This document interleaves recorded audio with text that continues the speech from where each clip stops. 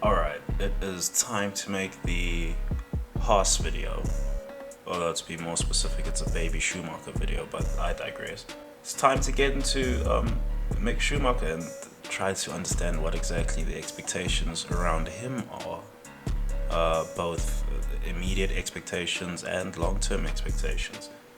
So I gotta kick this off with Kevin Magnussen making an observation of the new regulations, and his observation is that everyone gets a chance to shine, to try and score points, to do all of that. Everyone gets their chance, right? That's K Mag's own words, right? My own words would be it's a plug and play formula. Different circuits can have your different combinations of team and driver that are good. You know, perhaps better than the car would suggest, but they'll be good at different circuits. We had Albon putting on his master drive around Imola, for instance. Okay, so it's a plug and play formula for me. K-Mag says everyone has a chance. You know, it's a long season. We've already had a whole smorgasbord of races and all types of results, excluding the I want to say top 2, but I guess we'd have to say top 5. But excluding the top 5, it's generally been a real smattering of results. Well, the top 4, I should say. It's been a real smattering of results. Just different drivers picking up different results at this circuit, that circuit, every circuit. So Kevin Magnussen, he has come back into the sport, and he's demonstrated to Mick Schumacher that the car can perhaps go faster than you think it can go, and that's a big problem for Mick Schumacher. Now, I'm not certain how to actually evaluate Mick Schumacher. I liken him to a Nico Rosberg, at least. I shouldn't be doing that at all, but I do liken him to a Nico Rosberg in that he is a human metronome. I've said this in a previous video, probably the GP observations, but I do liken him to a human metronome that doesn't know what the maximum tempo is, much like Nico Rosberg. Alright, Nico Rosberg, he can put in the lap, but he kind of has to be shown the lap. He can't discover the lap on his own. As opposed to when he was partnering Sir Lewis Hamilton. Sir Lewis Hamilton can discover the lap on his own, the limits of the track, the grip limits of the car, all of that. And then, of course, it's Team Mercedes. They go back to the back room. They discuss their findings as a team. And, knowledge gets shared and implemented. So, Rosberg, he had that going for him at Mercedes. I'm not sure if Mick Schumacher would have the same thing going for him at Haas. I would assume so. I would assume it would be the same thing at every team.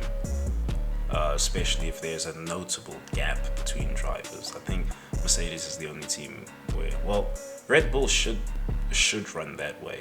Ferrari should run that way. Everyone should really run that way. But it remains to be seen if they actually do. Right? I don't actually think Red Bull do run it that way in practice. I think flow of information is one way in that garage, but anyway, I'm pretty sure it's the same in Ferrari, that the flow of information is one way, i.e. information goes from the second car to the first car. But here's Mick Schumacher. I'm not entirely sure what the expectations are on him.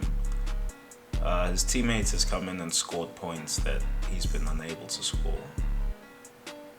And it's getting to a point where Mick Schumacher is now entering the one of the most unwanted top 10s in the sport. He's now entered the top 10 of most races without scoring a point. And I mean, some of that can be excused for the first season that Haas car. This was going to take a miracle for it to score points, right? But then at the same time, there's drivers who have scored points in Minardi's. You had Mark Webber scoring points in the Minardi on his debut. And back then, they only awarded points up to 6th place. So there's question marks building around Mick Schumacher. Now, one has to ask if pressure does indeed make diamonds, is it worthwhile to put some pressure on him right now? Because Haas are putting pressure on him to actually deliver results. Gunther Steiner's been on record doing that, and Gunther, he was really pissed off after Miami. He broached to the media, "Oh, I'm not leaving Miami with nothing. I'm leaving Miami with broken parts." Now, there's only one car that had broken parts, right? So, Gunther, I'm not entirely sure what expectations Haas have of Baby Schumacher in the second season of F1. I'm not entirely sure, especially with the regulation change. My thinking is, this is exclusively my thinking at this point, I believe. I'm not sure if Ferrari top brass would have this thinking or not, but my thinking is that on account of Mick Schumacher always taking a year to adapt to even junior formula, right? On account of him taking a year to adapt to junior formula, like he wasn't good in Formula 2 his first year, he wasn't good in Formula 3 his first year. People will say, oh, there was potential there, and there's potential in every driver, right? But he wasn't particularly good his first year in those junior formula. Yes, he won championships in the following seasons. Mind you, it's up for debate as to how impressive those championship wins were in those junior formula. It's really up for debate. I watched the GP2 and I wasn't too impressed with how he actually got the final result, but he got the final result, so we can't really berate it this way or that way, right? But it did take him a year to actually adapt to those cars, and those cars remained stable for a lot longer than Formula 1 cars in terms of regulations. I mean, you can even switch teams if you're running the same car because it's a spec series, you see. In Formula 1, the car you run this year and next year, unlikely to be the same car. Very unlikely. So I am one of those who is giving Mick Schumacher a quote-unquote red jacket year. Right, he's got a red jacket year this year for me. I'm not sure if that's what they're running internally. I don't think it's what Haas are telling him internally. Quite frankly, Haas do need him to score points. That's just the bottom line. You know, if the car's good enough for points, then you have to get points. That's the bottom line. So they need him to score points. But I am giving Mick Schumacher a red jacket year. Why am I giving him a red jacket year? I'm giving him a red jacket year because he's demonstrated that he's not good with change of formula. He's not good with it. Now, we've had the change of regulations in Formula 1, and it's a large enough change in regulations to be a formula change. I've said this before in other videos. It is a large enough change in regulations to be a formula change. So how I could have any realistic expectation of Baby Schumacher delivering the goods this year, I just can't. I can't even give you the how. I just can't have that type of expectation on him. Now, I do have to address that maybe I'm just speaking this way about Baby Schumacher because it's Baby Schumacher. You know, we got the Schumacher name back in now. You don't have to usher him out in such a hurry, right? I could very well just be speaking from that type of perspective. But I'm trying to evaluate him as a driver, like sincerely here. I really am trying to evaluate him sincerely because I don't even think he's got world champion potential. Now people are going to say, oh, but he's won GP2 championship and all of that. A lot of drivers have won GP2 championship that never had a world champion potential. Do I think Mick Schumacher will become a point scorer? Eventually, yeah, I think so, eventually. Probably not this season. I would expect him to do that next season. So I do expect him to become a point scorer. I don't expect him to win a Grand Prix over his career. This might be harsh or something. I just don't expect him to do so. If he was going to win a Grand Prix, there wouldn't be like teething problems of this of this nature. It wouldn't be the case that, oh, well, change formula, I've got to kind of give him some room to adapt and all that. That wouldn't be the case if he was going to win Grand Prix. By my observation anyway, by my analysis. And at some point Ferrari are gonna have to, well, take what they're seeing on circuit as the gospel at some point. I'm not sure if that will be this season or next season. I mean, let's assume Mick Schumacher makes it into next season, right? How much of next season is he getting? Half a season? If he's still not scoring points after half a season, and let's say Magnussen has 5 points, just 5 points, however he would have gotten those 5 points, five tenth place finishes or what have you. And then Ferrari would have to make a decision on their Schumacher young driver. They would have to make a decision. Because I don't think they would be able to keep him if Magnussen is demonstrably faster than him. I don't think they would be able to keep him. Because Magnussen is never good enough for a Ferrari seat. So if your young driver is struggling to beat Kevin Magnussen, or even worse, never beating him, well, what are you going to do with that? You can't exactly put him in the car. Are they going to make him a test driver? That's the simulator driver or something?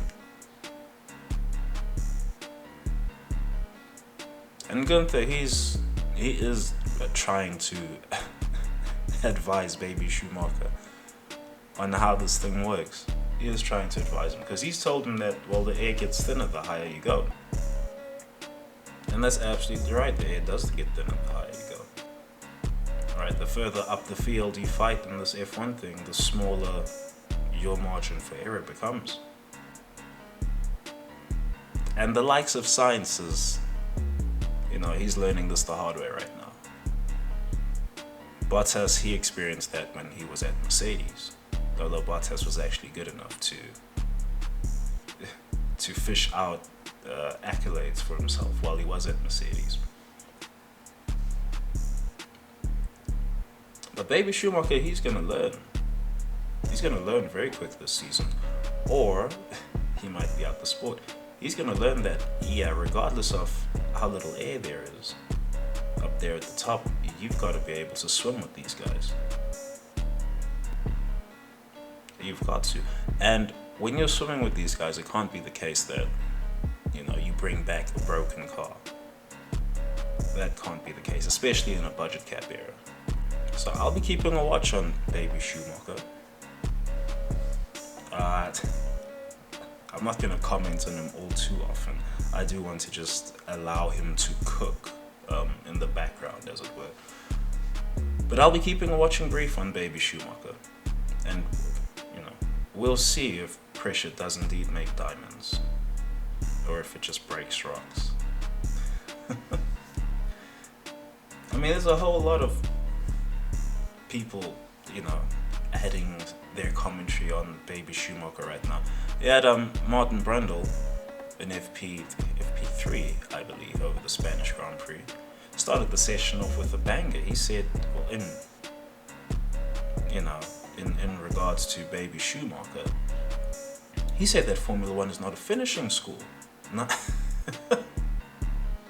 He's absolutely right on Formula One not being a finishing school. He's absolutely right on that. But wow, what a perler to drop, in regards to baby Schumacher. Of all the drivers, it wasn't Nicholas Latifi or something. Mind you, Latifi has actually scored points. Baby Schumacher hasn't. So, you had Brundle out here saying F1's not a finishing school. I fully agree with him. Is Mick Schumacher actually, attending the F1 finishing school right now? I don't think so. I think he's just struggling with the new regulations. That's all. Not to say that he'll never be good in these regulations. I expect him to be better than Magnussen by the start of next season. Whether that actually happens or not, whether baby Schumacher even makes it to next season, remains to be seen.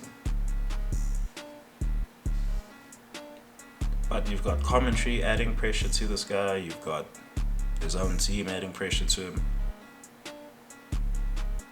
I would suggest Ferrari top brass are putting pressure on him. You've got Kevin Magnussen putting pressure on him just with his performances. And then you've got other weird weird connecting threads across the grid, like Tsunoda. Oh, look at what Tsunoda's doing now. Oh, look at Albon after he's had a sabbatical and all of that. So, baby Schumacher, he finds himself in a strange position. He really does find himself in a strange position. I do expect him to dig himself out. I do expect him to actually make the grid next season. And I do expect him to be much better than he has demonstrated this season. You know, I'm expecting a lot of things from baby Schumacher, but really, to be frank with it, it's all on faith right now. It's not that he's shown me any real level of talent in an F1 context to say that, oh yeah, he's gonna become a point scorer, or you know, he's gonna grab some podiums here and there and everything. He hasn't shown me anything in an F1 context. This is just on hype, his junior Formula results, and the name. And quite really the name, because you got the Schumacher name. There's got to be something about you. You know, even Ralph Schumacher got some of the magic from his older brother. So, you know, there's not really much that is cementing Mick Schumacher in the sport, unfortunately for him. Now, he is very fortunate he's got the name that he does. Very fortunate, because if it was, well, Latifi's had his own issues, and he's probably got a big corporate sponsor attached to him.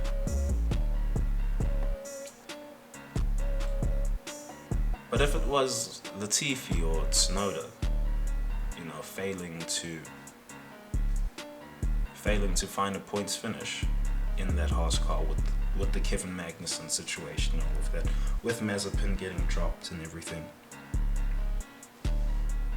If it was Tsunoda in that car,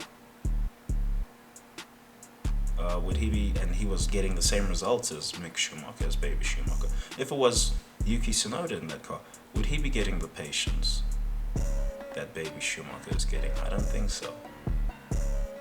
I really don't think so. But anyway, that's the vid. Peace.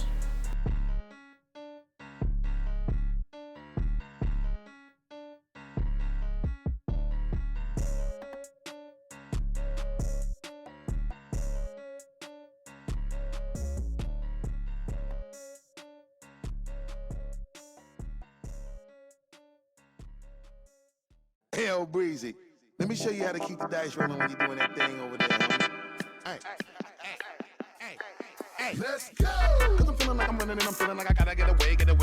Better know that I don't and I won't ever stop. Cause you know I gotta win every day. Go! See, you really wanna pop me. Go! Just know that you will never flop me. And I know that I gotta be a little cocky. Go! You ain't never gonna stop me. Every time I come a nigga gotta set it, then I gotta go and then I gotta get it, then I gotta blow and then I gotta shut it. Any little thing a nigga think that he be doing, cause it doesn't matter, cause I'm gonna dead it. Then I'm gonna murder everything and anything about it. Boom, about a bing. I gotta do a lot of things to make it clearer to a couple niggas that I always win, and then I gotta get it again and again and again.